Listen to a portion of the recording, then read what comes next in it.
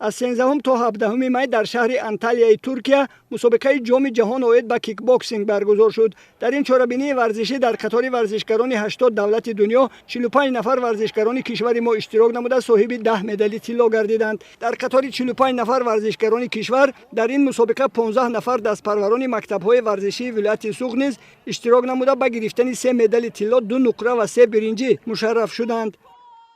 مسابقه جام جهان رفتیم در شهر انتالیا 80 زیاد دولت اشتراک کردند. مسابقه خیلی خوب گذشت. نقش برآمد کرد بچه ما از تاجیکستان 45 نفر ورزشکار اشتراک داشتند.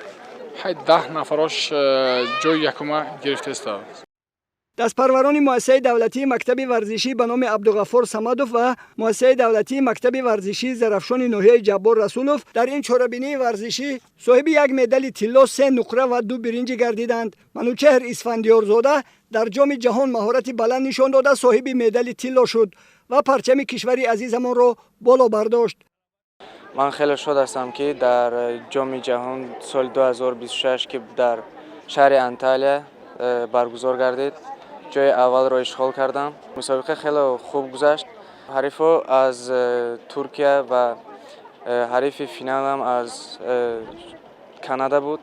برای من باعث افتخار است که جای اول را گرفتم و پرچم جمهوری تاجیکستان را بلند برداشتم. هنگامی بازگشت این ورزشکاران را در مرکز ناحیه جبار رسولوف نمایندگان مقامات اجرایی حاکمیت دولتی ناحیه، رهبریت بخش کار با جوانان و ورزش و رهبریت و کارمندان مکتب ورزشی زرافشان و مکتب ورزشی به نام عبدالغفار صمدوف، همچنین والدان و خویش و تبار و ورزشکاران گرم و صمیمی استقبال گرفتند.